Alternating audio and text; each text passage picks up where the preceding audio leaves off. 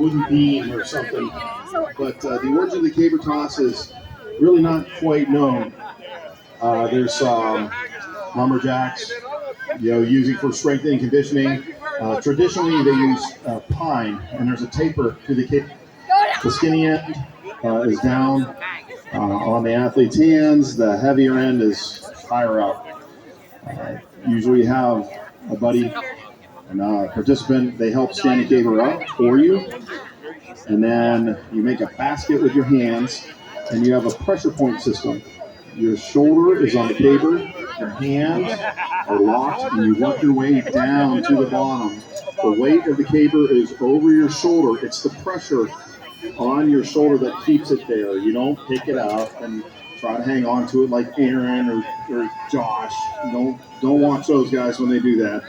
Usually people go and they move quickly, and you'll start to lift the caber. You pinch it with your hands from your basket fingers, pop up, and for an instant, the caber is hanging in the air, and then you bring your hands underneath it, catch it, it falls back onto your shoulder, and then you have to balance it.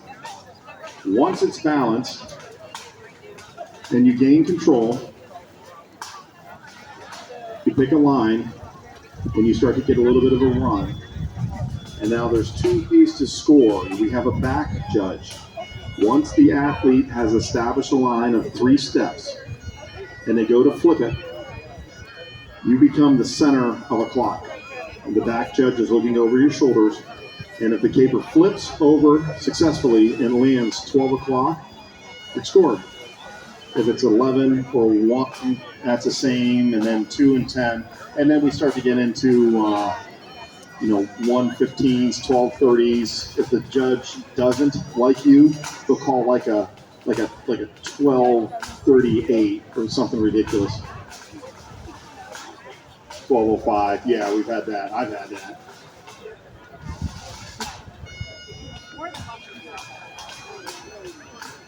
So Dan was working in Scotland at a lumberyard when they started doing this, and he was saying that some of the stories going around.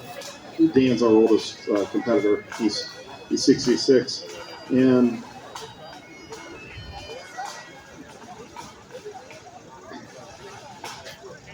but I hear they would use the caber to flip over like a chasm or something, or a moat, and then that'll give you something to step on if you're attacking or moving around the ground. Somebody had said, I had heard over time that there would be like steps on the side, and they would flip. It would go up to like a fortified area wall, and it would be like a makeshift ladder. Now Dan said none of that's true. They were working in a lumber mill, and of course they're drinking whiskey, and they said, I bet you I could pick up that tree and carry it on my shoulder. And the guy said, no, I don't think you can. And then Dan said, all right, we'll show you. I'm going to show you. And so he picked up the caber, picked it, ran, flipped. And now we have an event game hundreds of years later.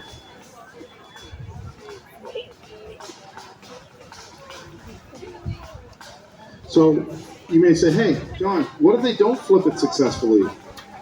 Well, then we have a side judge. So when you go to flip, and the heavy end hits the ground and it doesn't go all the way up and over, you have a side judge, and you can get a score from 0 to 90 and anywhere in between. So each attempt is counted. Well, unless you lose control of it and then you dump it.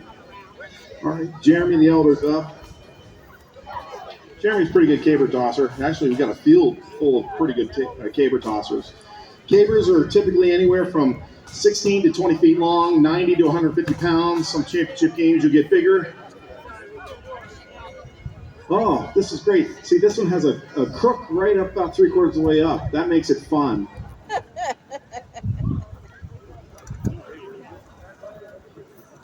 Jeremy has his hands, fingers in the basket, going down to the ground.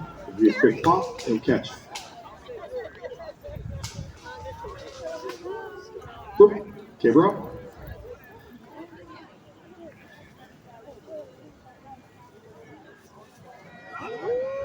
Wow.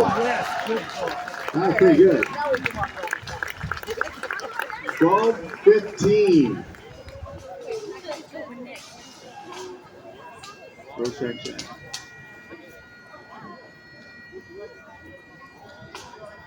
So as the bigger end hit the ground and went over, the back judge looking over Jeremy's shoulder, it wasn't quite straight on. It was just off to the side, so 12-15.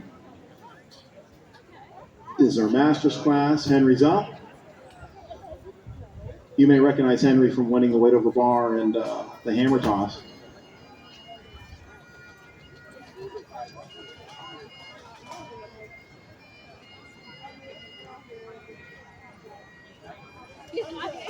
Give her up.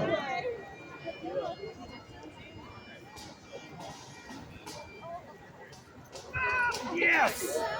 Nice. 12-15. Part of the game also is if that crook hits the ground and turns just a little bit. You didn't do anything wrong. It's just the ground that you hit. Maybe it's soft, maybe it's hard, maybe it's skipped, maybe the caber's funny, maybe it's pulled. There's a lot of other factors. A little bit of luck, a lot of skill, but a little bit of luck. Ball's up, first attempt on caber. So we got 12-15, 12-15, looking for a perfect pull.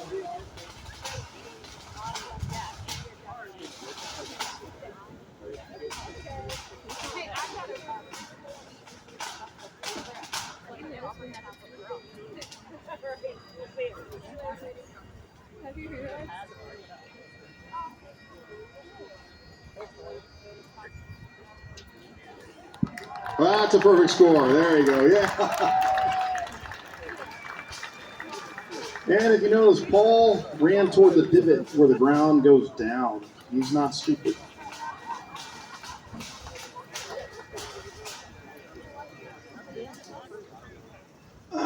You guys can be a part of this too. We got the Haggis competition coming up here about 12:30. You want to? The women want to come and sign. Oh, you got a nice little group. Nice. More can join though.